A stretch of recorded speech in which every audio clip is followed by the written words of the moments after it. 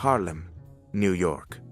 1970.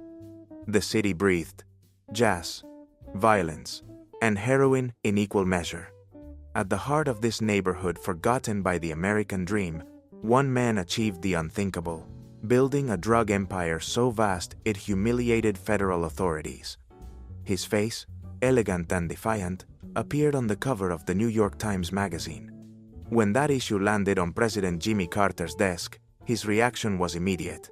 If we can't arrest this man, then something is wrong with our justice system. That man was known as Mr. Untouchable. His real name, Leroy Nicky Barnes. Leroy Barnes was born on the 15th of October, 1933, in Harlem, a neighborhood marked by poverty, discrimination, and racial tension. His childhood was far from innocent. His mother, a humble housewife, endured the abuse of an alcoholic and violent father. Barnes would later recall how that man always had money for whiskey and expensive suits, but never for rent or food. The beatings were so frequent that young Leroy began seeking refuge in the streets. At 9 years old, his destiny was already twisted. Alongside a friend, he worked as a shoeshine boy when a drunken customer asked for a polish. After finishing, the man opened a wallet stuffed with bills. The sight of the money clouded Leroy's judgment. Without hesitation, he snatched the bills and ran. But freedom didn't last. Police caught him just a few blocks away.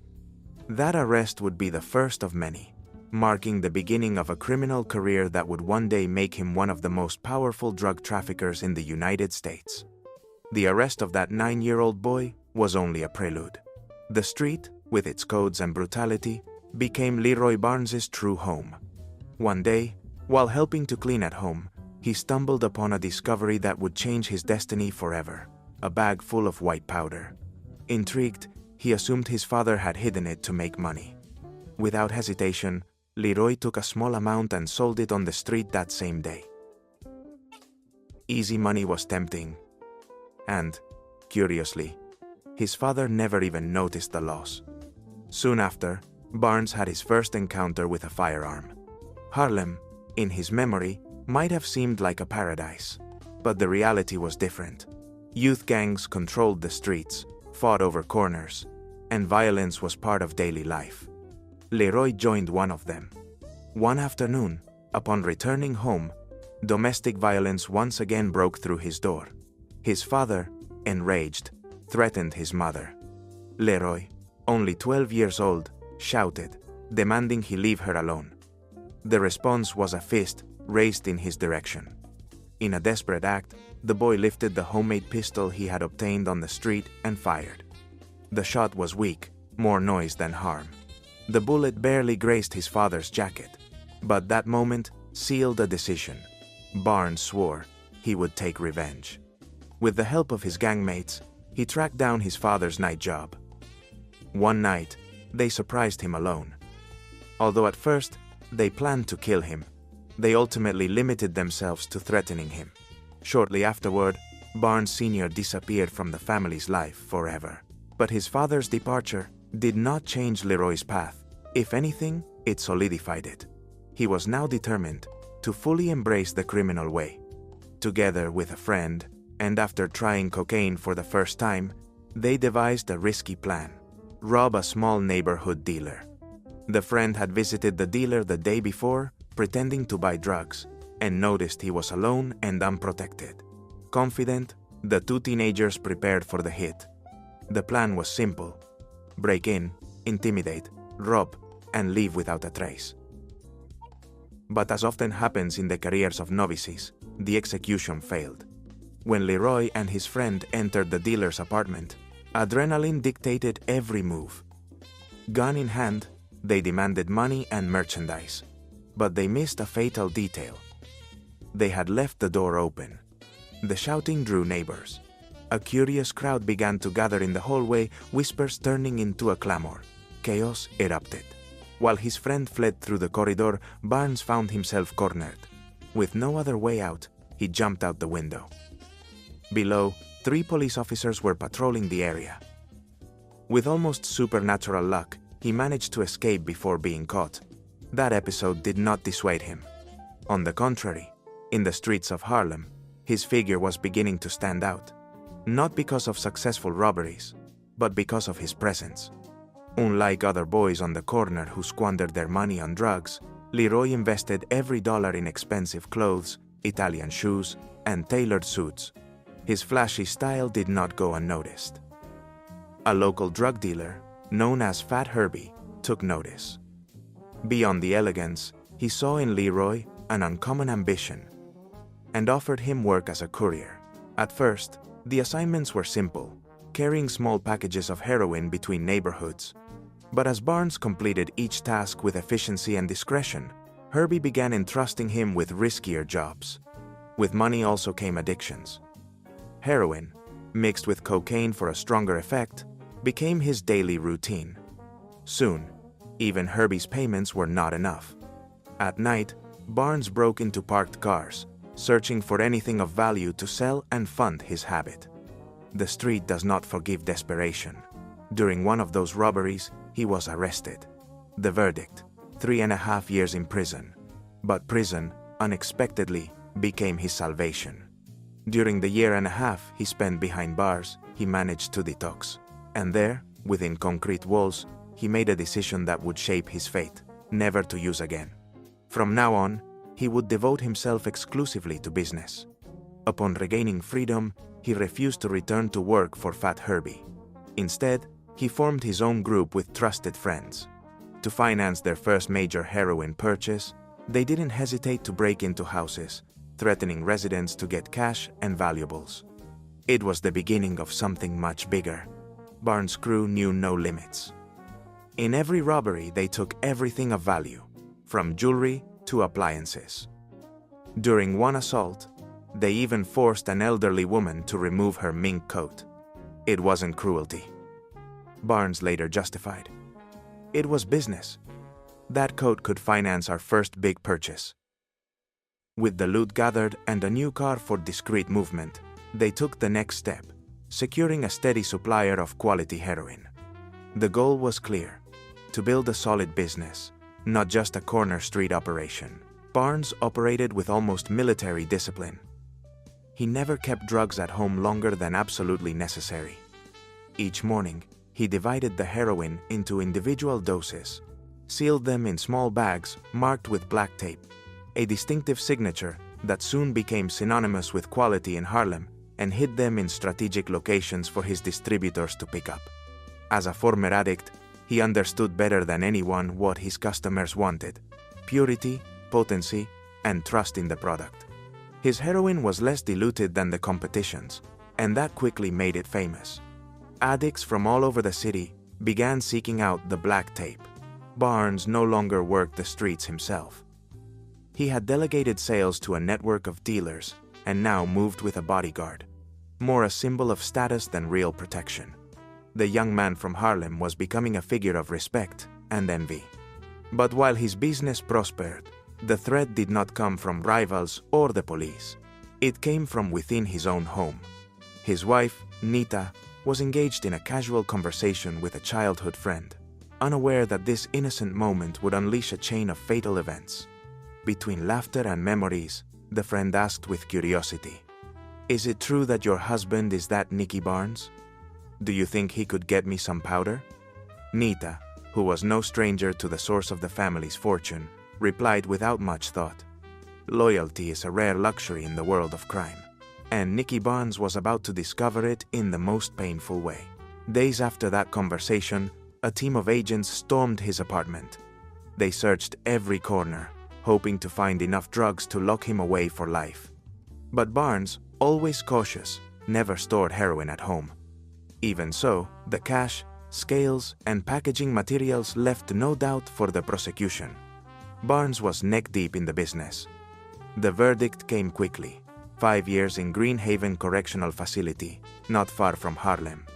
What seemed like misfortune turned into an opportunity. Within the walls of Green Haven, Barnes met Matthew Madonna, a member of the Lucchese crime family, serving a 20-year sentence for murder. Madonna was not just any trafficker.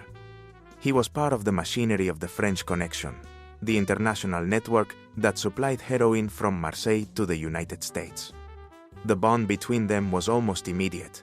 Two men from different worlds, but with a common language: the drug trade. Barnes shared his frustrations about the dangers of street dealing, while Madonna revealed secrets about how the Italian Mafia managed trafficking on an industrial scale. The French connection had its roots in post-war France. In the port city of Marseille, the Guerini brothers, local mob bosses, struck an unthinkable deal with the CIA. In exchange for helping suppress communist strikes that threatened exports to Europe, the mobsters received money and weapons. Once their power in the port was consolidated, they began importing opium from Indochina, processing it into heroin, and exporting it to the United States. That pact between gangsters and intelligence agencies not only rewrote the rules of organized crime, it also gave Barnes a vision of how to take his empire to the next level. In Green Haven, while most inmates merely counted the days, Nicky Barnes was crafting a plan. Once free, he would no longer be just another Harlem dealer. He aspired to become the architect of a criminal organization as efficient as the Cosa Nostra. At Green Haven, Barnes did not only learn about the French connection, he learned about family. He watched with a touch of envy how Matthew Madonna's friends and relatives visited him in groups, bringing children and home-cooked meals, as if the mobster were at a family gathering rather than in a maximum security prison. Leroy, on the other hand, received no visits. That contrast left a deep mark on him. He realized that the true strength of the Italians lay not only in money or violence, but in their unbreakable loyalty and their ability to operate as a unit. Before his release, Madonna made him an offer: to become the partner who would distribute his heroin in Harlem. Barnes accepted without hesitation. On his release, Frank Madonna, Matthew's brother, handed him half a kilo of heroin and $2,000 in cash. With this capital, Barnes bought a car and rented a discreet apartment, which he turned into his first stash house. Frank didn't just supply merchandise. He also gave strategic advice.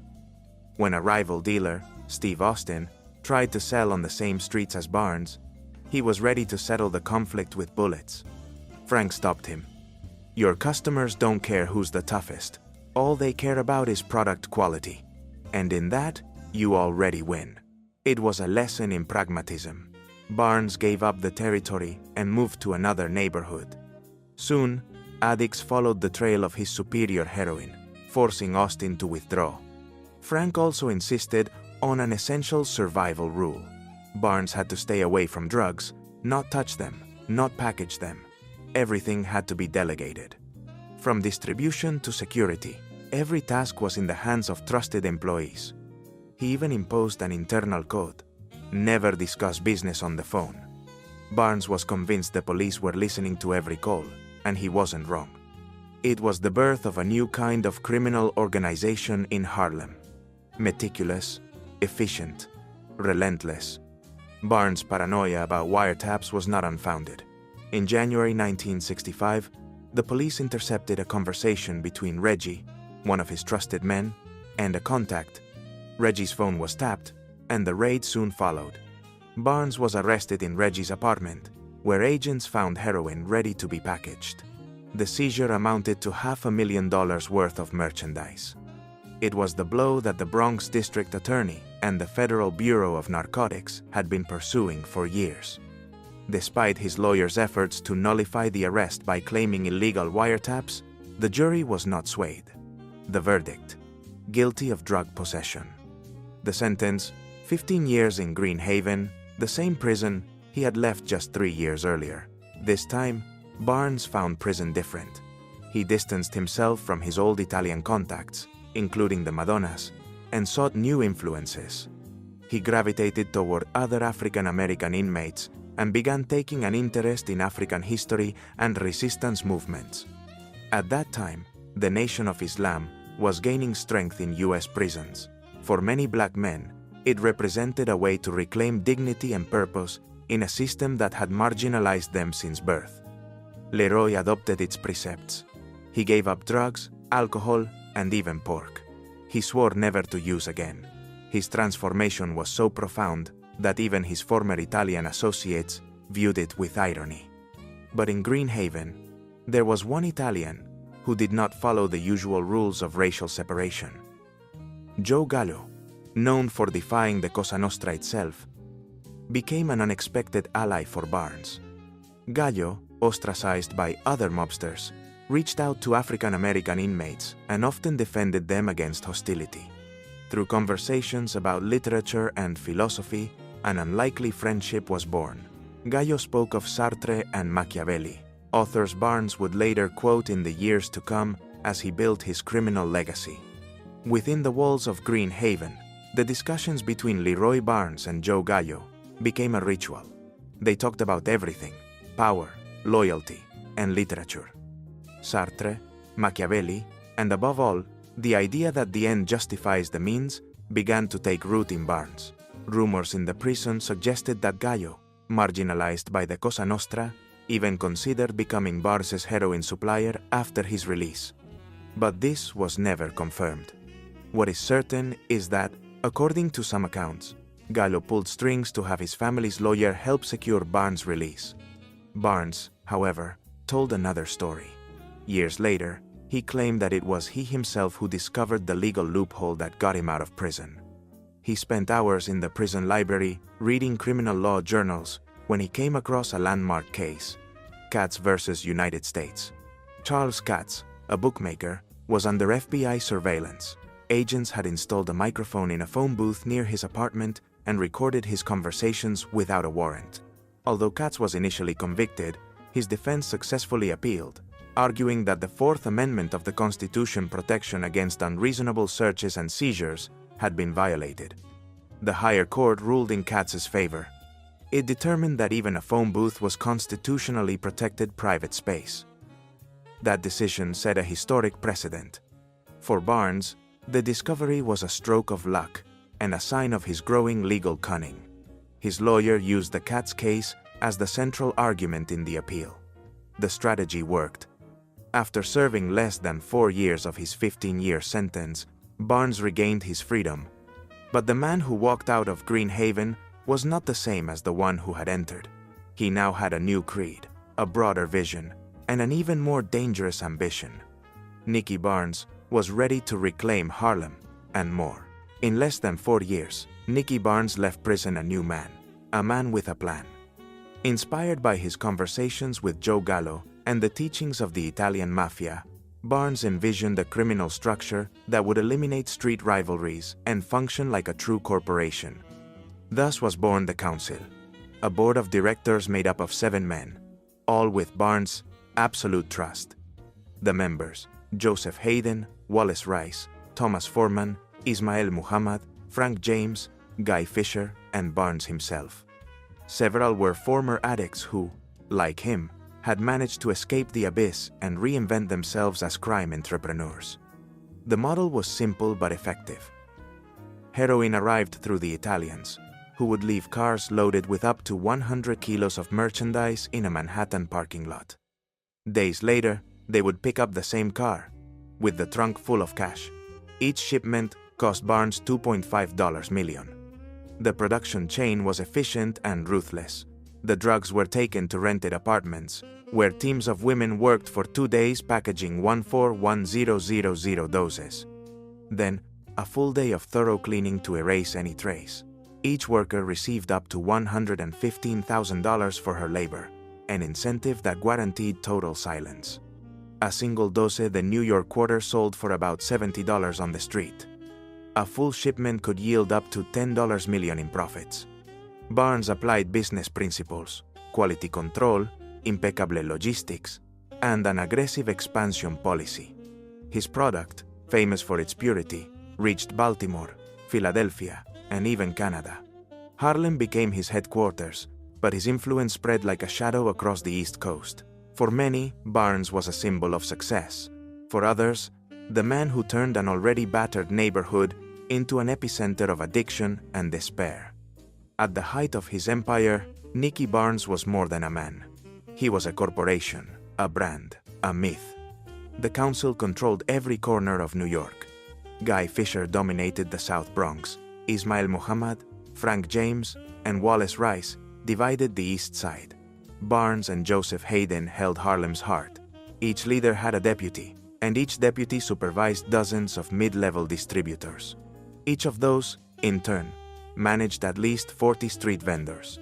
The total number of people involved in the network ran into several thousands. Summer 1973. After selling 200 kilos of heroin, the council made a record profit, $20 million. Soon, the business surpassed New York's borders. Dealers from Baltimore, Philadelphia, and Oakland traveled to Harlem to stock up.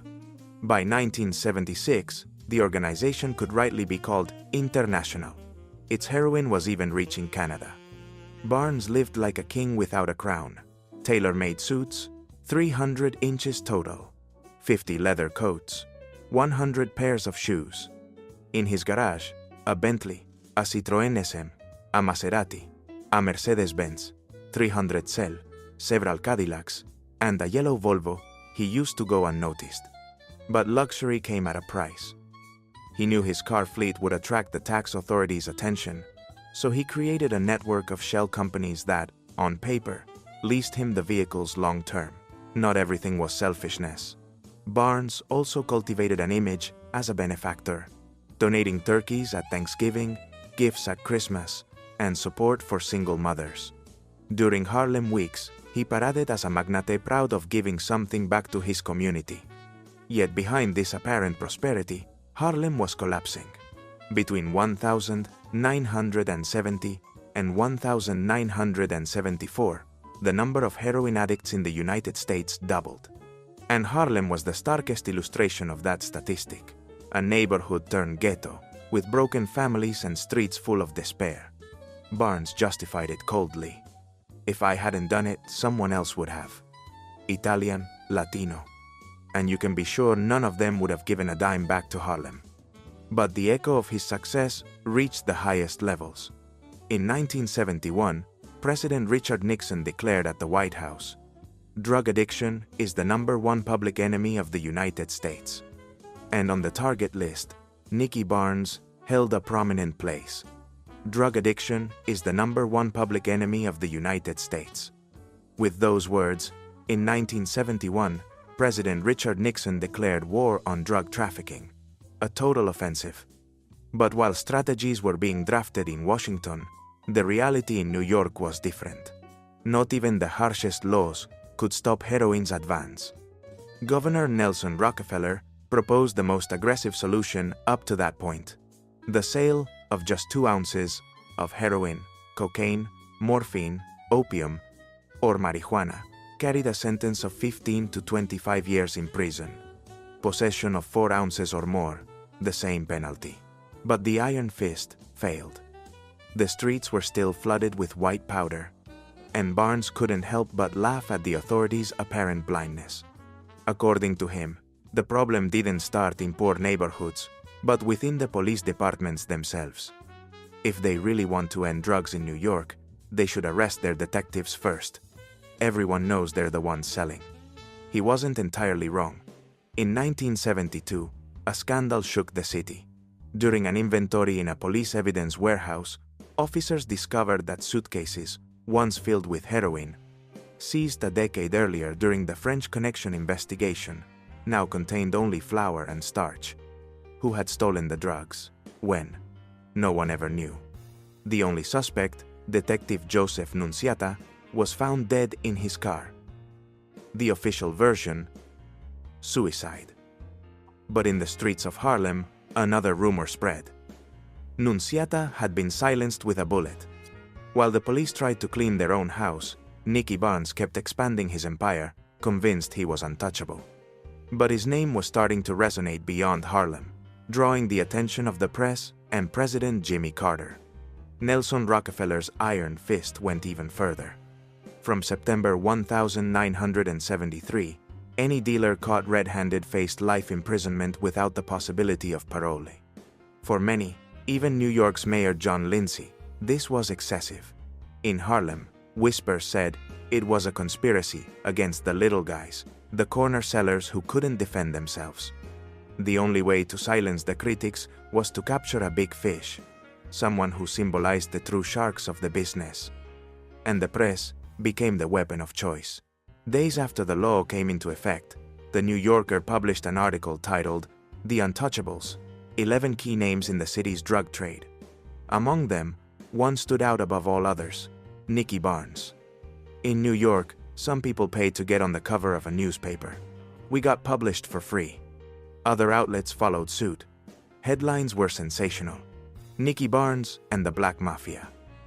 Some journalists even invented that Barnes was linked to terrorist organizations like the Symbionese Liberation Army. Barnes didn't seem bothered. In fact, he enjoyed the attention. Newspapers want to sell. Which cover sells more? An elegant guy in a designer suit, or some dealer with a face not even his mother can stand? And so, with every article, every stolen photo, the myth was born. Nicky Barnes was no longer just a kingpin. He was Mr. Untouchable. August 1973. Nicky Barnes was returning from Detroit, where he had met with his lawyer. Upon landing in New York, he expected to find his wife at the airport, but she wasn't there. 93. Worried, he called her. "There's no electricity in the building, Nicky.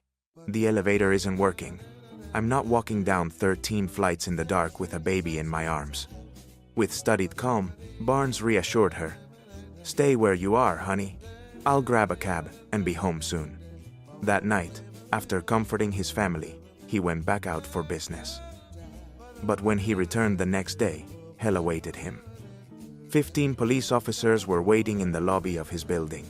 Without a word, they handcuffed him and escorted him up to his 13th floor apartment. The officers seemed convinced they would uncover a drug lab or piles of hidden cash. Instead, they found Barnes's wife, terrified, nursing their daughter. The search began. Rooms, drawers, furniture, everything was checked. Finally, an officer emerged from the bedroom holding a leather travel bag. Seeing this, Barnes felt his stomach tighten. "They're going to plant a couple kilos of heroin inside," he thought. But no. The bag contained only documents and dirty laundry. The loot from the raid was meager. $50,000 in cash, a few legally registered guns, and the butt of a joint left behind in the bathroom. Not exactly the big bust the officers had expected. While Barnes was in Detroit, the police believed he had fled to the Caribbean islands to evade the Rockefeller law. They had been tapping his home phone for weeks. Even the phrase he used to reassure his wife, "Stay calm, honey," was interpreted as a secret code. When surveillance agents saw him arrive by taxi, suitcase in hand, and climb 13 flights of stairs on foot due to the blackout, they became convinced he was hiding something big. But the raid turned out to be an empty show. For Barnes, it was a sign. The state, the police, and the media had made him a target. And although he still felt untouchable, cracks were beginning to appear. For the police, every move Nicky Barnes made was suspicious. His return by taxi from the airport, a leather suitcase in hand. His climb up 13 flights of stairs in a powerless building. It all seemed to fit the image of a kingpin who had just brought in a shipment of heroin from France or Vietnam. The taxi driver, harshly interrogated, couldn't calm the agent's imagination. In those years, airport security was almost non-existent. Couriers moved drugs in hand luggage with little difficulty. Convinced they were about to make a major bust, they requested a search warrant. The judge, impressed by the surveillance report, granted it without hesitation. But when they entered the apartment, they found no labs or shipments, only dirty clothes, documents, and $50,000 in cash. 8 months of investigation, hundreds of hours of surveillance, and all they found was the butt of a joint left in the bathroom. For Barnes, the whole operation was pathetic. In his memoirs, he mocked the agents. "They spent so much time and money following me that in the end, they had to invent something just to prove to their bosses they weren't useless." The reality was more unsettling. From then on, Barnes became the center of an invisible siege. Wiretapped calls, unmarked cars parked outside his home 24/7, a network of street informants. Every move, every whisper was observed. But Nicky didn't flinch. He kept driving his Maserati, living in luxury penthouses, and declaring ridiculously low annual income. Barely $330,000. If you drive a $200,000 car and declare an office clerk's salary, don't be surprised when the IRS comes knocking. Barnes, however, seemed more concerned with laundering money than with drug laws or the agents on his trail. In the eyes of many, he was still Mr. Untouchable. But the pressure was starting to crack his perfect world. Barnes had learned a lesson from history. He didn't want to end up like Al Capone, a victim of the tax machine. With the help of his lawyer, he devised a plan to make the tax system work for him.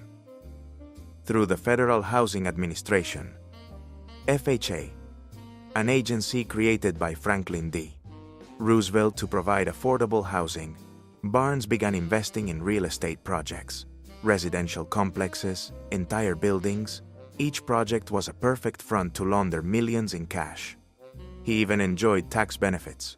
During construction, he received a 50% tax abatement. In his moments of daydreaming, Barnes planned to go further. He wrote in his memoirs, "My dream was to build a giant shopping mall in Harlem and a nationwide chain of automated car washes. That would have turned me from a trafficker into a respectable businessman overnight." But there was another problem: the constant flow of cash. To solve it, he turned to an unlikely source: the local church he attended with his wife. The pastor agreed to hold his money in the parish endowment fund in exchange for a 2% commission. A high price, but with an invaluable benefit. Whenever Barnes needed to post bail, no judge questioned the origin of the money. The church's reputation was untouchable. But even his elaborate financial tricks didn't always work. On the 11th of May 1974, Barnes was arrested by police on suspicion of murder. The judge set bail at $100,000. The next day, the church reverend presented the full amount. But Bronx District Attorney Mario Merola was not impressed. He convinced the judge to reject the payment and keep Barnes behind bars. Prosecutor Mario Merola wasn't content with just keeping Nicky Barnes locked up. He got the judge to hold a hearing to question where the local church had come up with the $100,000 bail money. The rector, nervous, explained that it came from parish funds. But the financial records told another story. At the time of Barnes's arrest, the church account held only $330. Bail was denied. For nearly 2 months, Barnes's legal team fought for his release. Finally, his lawyer presented the required sum, claiming it came from his real estate investments. Mr. Untouchable was free again, but the press wouldn't let go of the story. The episode not only damaged his reputation, it also exposed his money laundering network and gave prosecutors new threats to pull.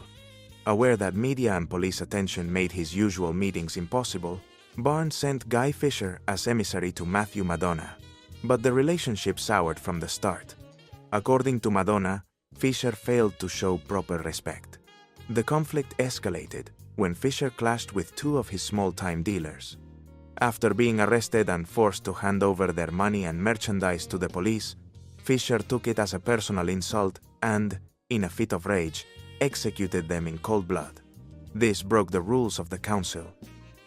The execution of anyone could only be decided unanimously and collectively. Fisher had acted on his own, defying the authority of the group. On the 30th of September 1974, Guy Fisher was on his way to a meeting with Madonna to receive the keys to a car loaded with heroin.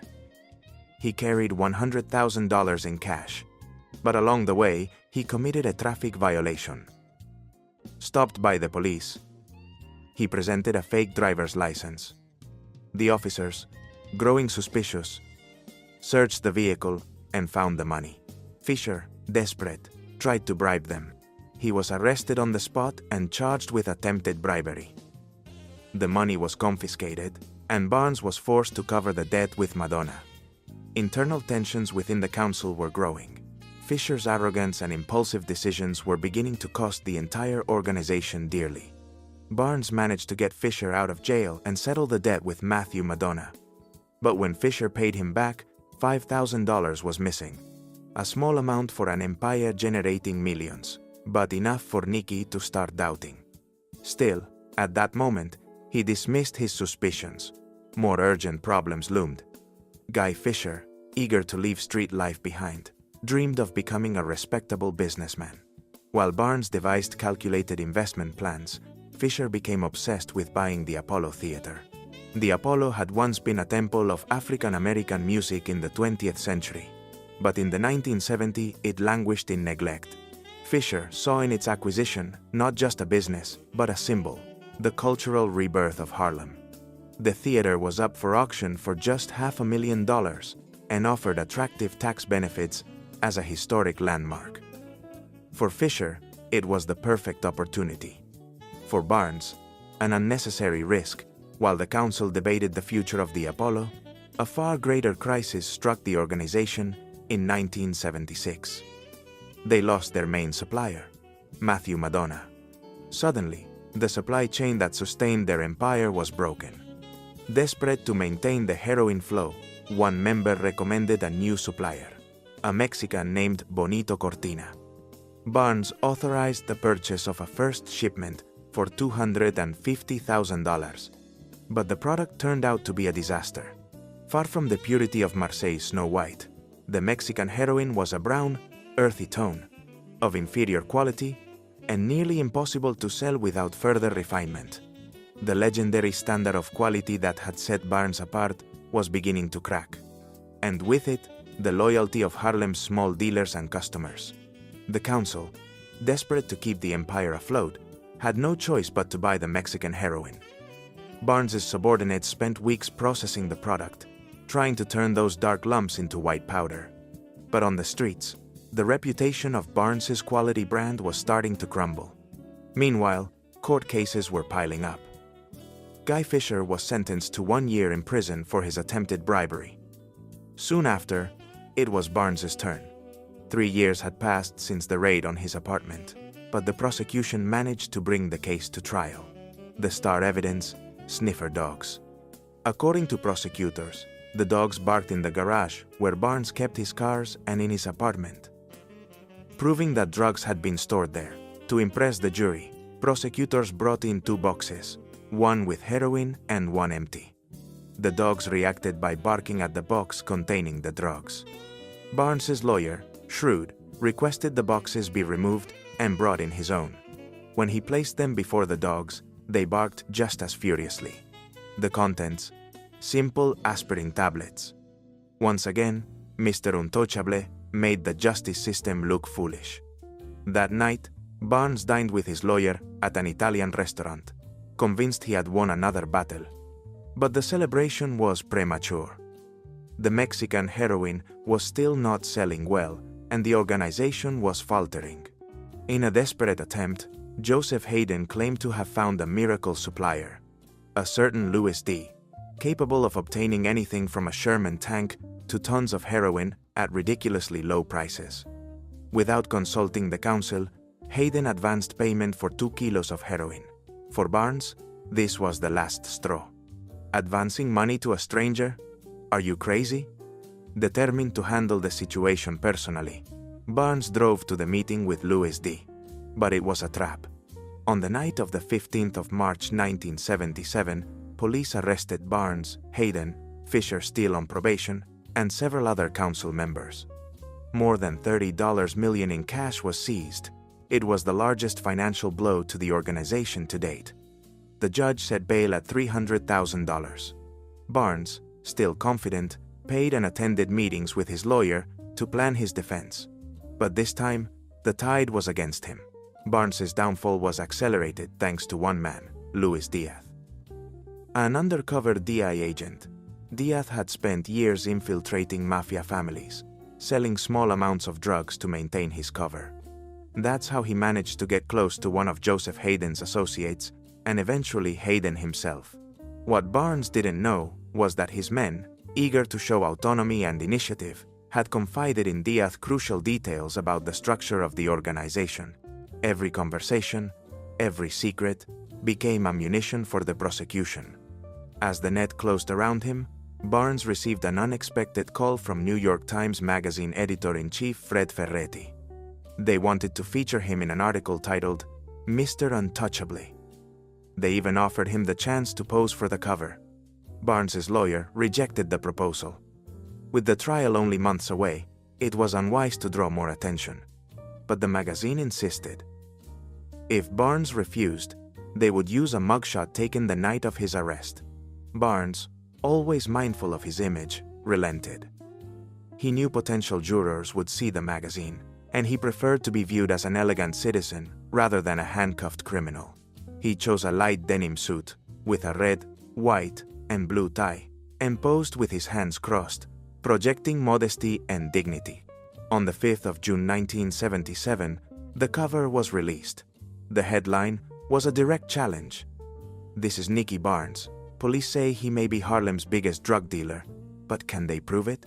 Every morning, President Jimmy Carter began his day by reading the press. Upon seeing the cover, he reportedly muttered angrily, "If we can't arrest this man, something is very wrong with our justice system." That day, the U.S. Attorney General received a direct order: use all available resources to bring down Mr. Untouchable. The hunt had begun. It was no longer just an investigation. It was a presidential crusade. Jimmy Carter's order was clear: use every means necessary to lock up Mr. Untouchable. Months later, the verdict came down like a hammer: life in prison without parole. To ensure the safety of the process, the court took unprecedented measures. The jury, composed of 15 people, was the first in U.S. history to remain completely anonymous. Their names, addresses, ages, and professions were sealed. The Untouchable had fallen, or so it seemed. At first, from prison, Barnes received only good news about his organization. But slowly, rumors seeped through the bars. The council was falling apart. Guy Fisher had abandoned the purchase of the Apollo Theater, the symbol of his dreams of respectability. And then, the bad news became personal. During a conjugal visit, his wife Nita confessed to having seen Fisher at a basketball game accompanied by Shemika, Barnes's mistress. The betrayal was unthinkable. The council's rules were clear: no relationships with other members' wives or mistresses. The penalty? Death. Barnes, still without proof, confronted Shemika in the prison visiting room. She denied everything. "Nothing happened between Guy and me, Nicky." Momentarily calmed, Barnes let the matter rest. But 6 months later in prison, he met JJ, a member of Fisher's crew. JJ told him a story that confirmed his worst suspicions. During his 3 years in prison, Guy Fisher had never visited him. Another member, Bob, had been released on parole and demanded the money the council was supposed to pay him for each week in prison. Fisher refused. Worse, Bob's girlfriend had become Guy's new mistress. With a small bribe, Barnes obtained definitive proof: photos of Shemika and Fisher together, at dinners, at events, even kissing. For Nicky Barnes, the betrayal wasn't just personal. It was the sign that the code he had imposed was dead. The council he had built had turned into a nest of snakes. At that moment, Mr. Untouchable made a radical decision: if they turned their backs on him, he would do the same. Barnes was ready to become the government's star witness against his former brothers in arms. From the prison break room, Barnes made several calls to former subordinates. The reality he uncovered was devastating. Heroin suppliers refused to work with the council because Guy Fisher failed to pay on time. The quality of the product had plummeted, and the small dealers couldn't sell it. Even his own lawyers had stopped receiving payments. But the final confirmation came in an envelope. Inside were photos of Shemika and Fisher, dining, at a basketball game, and in one, kissing. Alongside the images was an anonymous note with 5 words that changed everything. From the U.S. Drug Enforcement Administration. For years, Barnes had rejected offers to cooperate with the authorities. He had always answered with a firm, proud no. But this time, everything was different. He felt betrayed, abandoned, humiliated. As one journalist put it, Mr. Untouchable had become Mr. Tell-all. On the 4th of January 1983, Barnes appeared before a grand jury and revealed every crime committed by the council since 1973. He admitted charges of drug trafficking and his role in 4 murders. His testimony triggered a wave of arrests, including that of Guy Fisher on the 10th of March of that year. In August 1998, Nicky Barnes was released from prison at the age of 64, thanks to the intervention of Attorney General Rudolph Giuliani, who succeeded in overturning his life sentence. From then on, Barnes lived under the Witness Protection Program, hidden somewhere in the Midwest. On the 18th of June 2012, Leroy Nicky Barnes died of cancer. His death remained secret until the summer of 2019. The story of Mr. Untouchable is not a fable with a moral. Born in a Harlem without opportunities, forged in violence and addiction, Barnes never truly had another life to aspire to. He inspires neither horror nor pity. He was as unique as Harlem in the 1970s, a world that no longer exists. Thank you for joining us on this journey into the heart of ambition, betrayal, and power. If this story impacted you, don't forget to subscribe to the channel, leave a like, and activate the notification bell so you don't miss upcoming accounts of real crimes that shaped history. Mr. Untouchable. One man, one myth, one inevitable end.